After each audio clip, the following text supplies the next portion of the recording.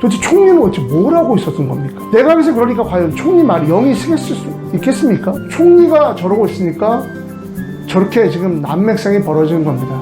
일단 총리의 내각 장악력이 그런 면에서 저는 문제가 있다고 봅니다. 국무총리 역할이 무엇인가 고민해 볼 수밖에 없습니다. 유능한 관료, 행정력을 이제 강조하지 않았습니까? 단도직입적으로 말씀드리겠습니다. 책임을 물을 사람이 한덕수 국무총리라고 생각을 합니다. 총리 말을 듣겠습니까? 국무조정실이 여러 왜 있겠습니까? 이런. 안녕하세요. 블랙팬TV의 송창섭입니다. 윤석열 대통령에 대한 지지도가 20%대 중반으로까지 떨어졌습니다. 솔직히 저는 개인적으로 30% 이하로까지 떨어질 줄은 몰랐습니다. 28% 결과가 나왔을 때만 해도 이러다고 뭐 반등하겠지라고 생각을 했거든요. 그런데 20%대 중반까지 간 것은 실로 엄청난 충격이고 결과였습니다. 많은 분들이 그렇게 생각이 드셨을 텐데요. 저 개인적으로 지지율 하락 20%대의 의미는 이렇게 봅니다. 첫 번째, 국가가 제대로 운영되지 않습니다. 고위공무원들은 이제 야당의 줄을 서기 시작할 거고, 우수한 인재들을 장관이나 이제 이런 어떤 그런 책임자로 우수한 인재들을 확보하기가 어렵습니다. 당연한 거죠. 지지율이 이렇게 폭망하는 정부에 누가 입각을 하고 누가 힘을 실겠습니까?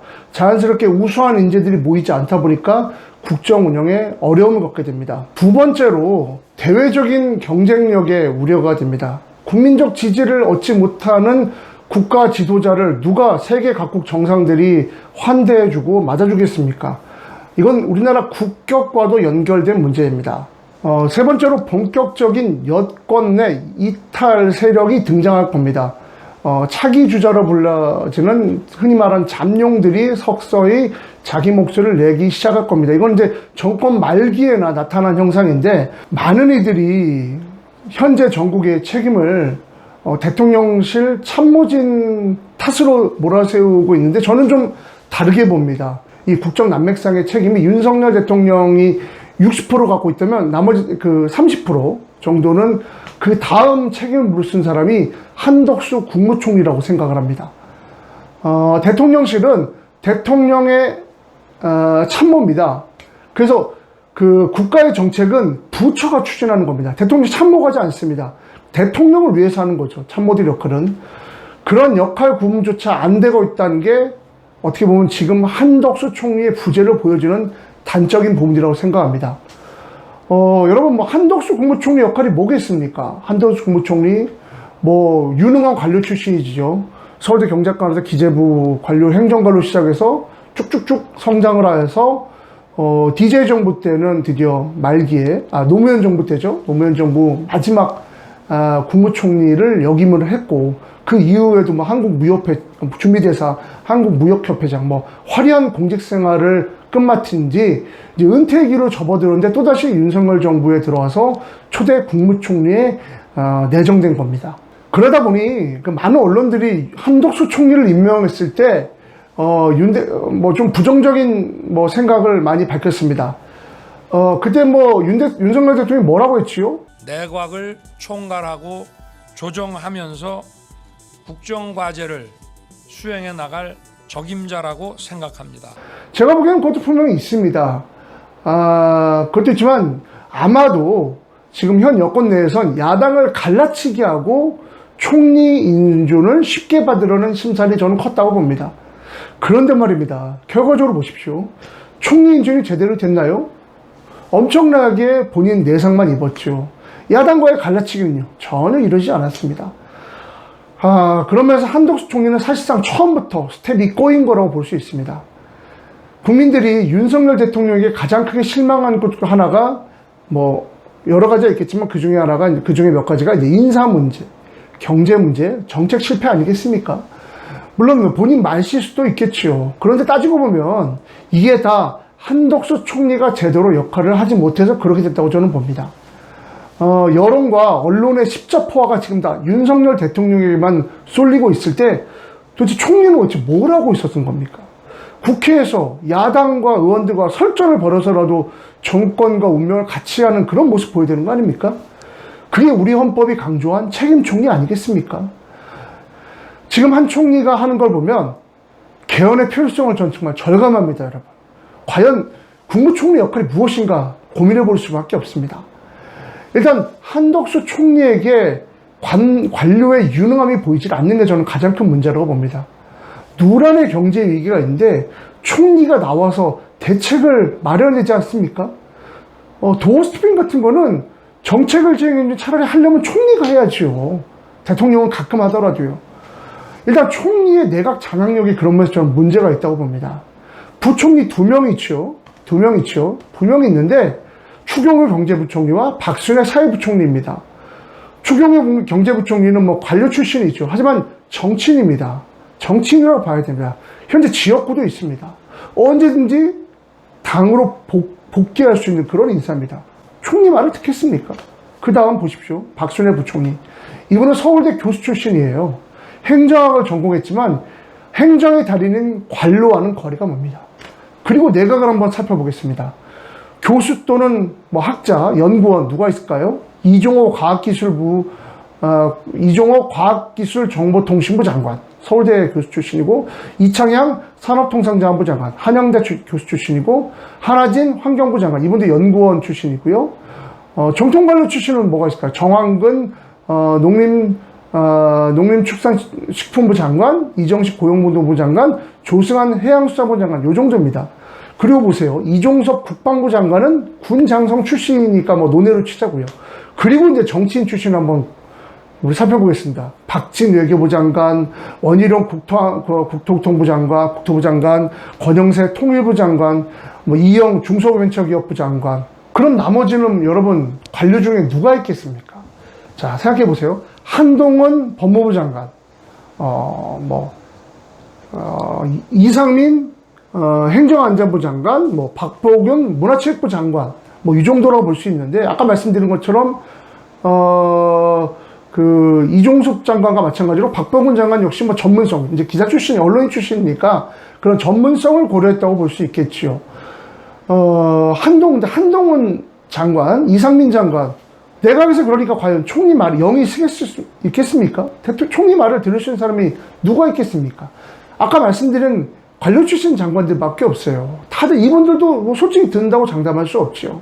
하나같이 대통령만 쳐다보는 상황에서 내각이 제대로 작동을 할 수 있겠습니까?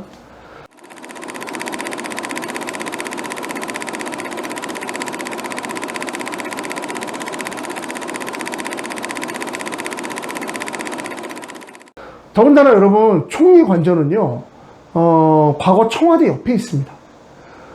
그리고 총리 자체가 서울에도 근무하고 세종에도 근무처가 사무실이 2군데 있거든요. 그리고 서울 근무처 같은 경우는 청와대 옆에 있어서 옛날 같은 경우는 대통령과 수시로 왔다 갔다 합니다. 청와대하고. 그러니까 대통령과 수시로 교감이 가능하다는 말입니다. 여러분, 뭐 그렇게 생각할 수 있어요. 요즘 같은 시대 그게 뭐가 중요하냐고. 통신기술 발달했으면 언제든 전화하고 보고할 수 있는 거 아니냐. 그렇게 생각할 수 있는데요.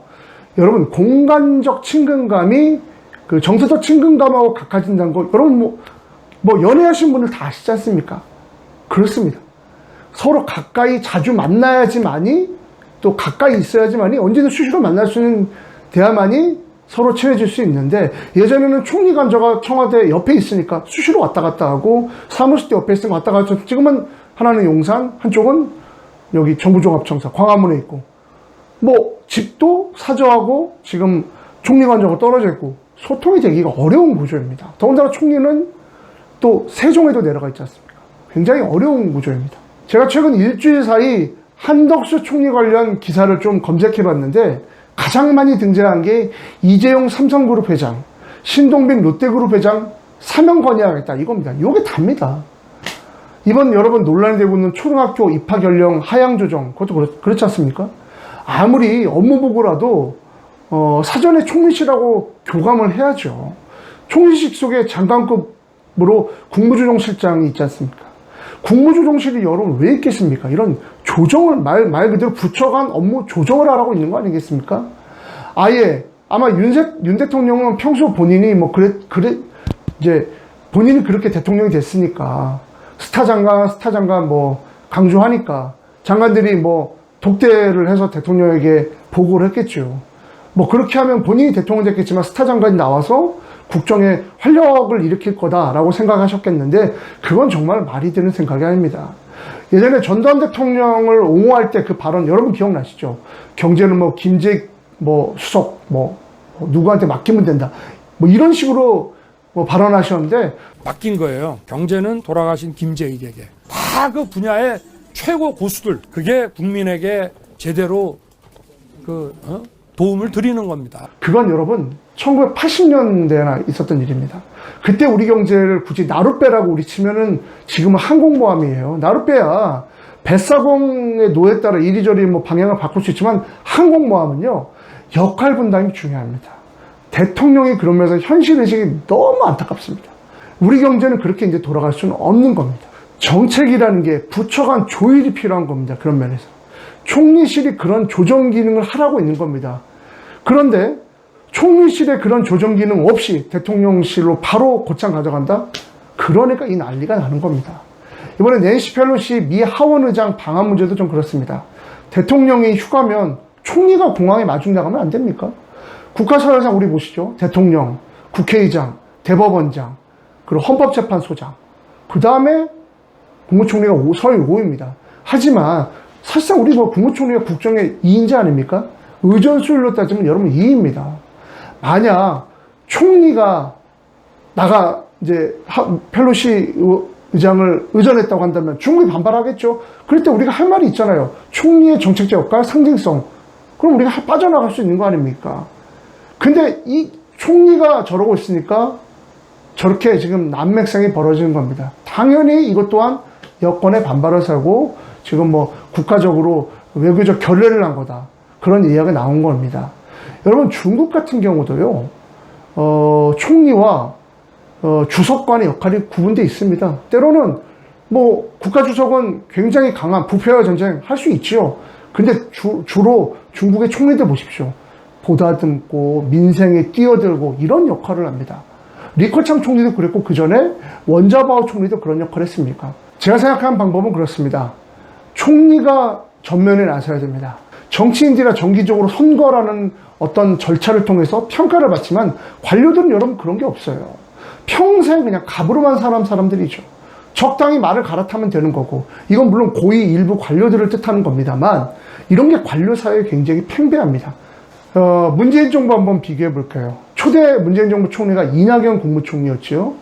이낙연 총리는 집권 초기 군기반장이라는 별명이 있었습니다. 관료 출신들을 아주 혹독하게 다뤘고 국정 장악력을 확실하게 잡아갔습니다. 정치권 후배인, 정치 후배인 김부겸 당시 행정안전부 장관도 이낙연 총리 앞에서 쩔쩔맸다고 할 정도였다고 하니까요. 1인지하 만인지상의 자가 총리입니다.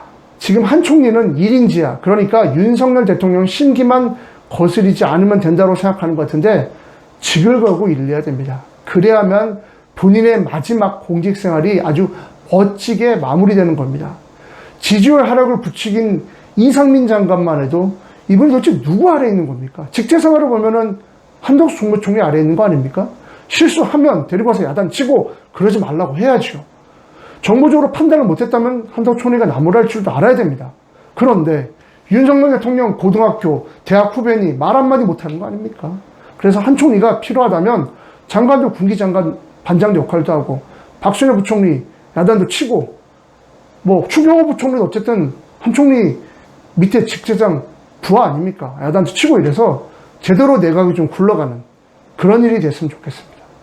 블랙뱅 TV 오늘은 여기까지입니다. 시청해주셔서 감사합니다.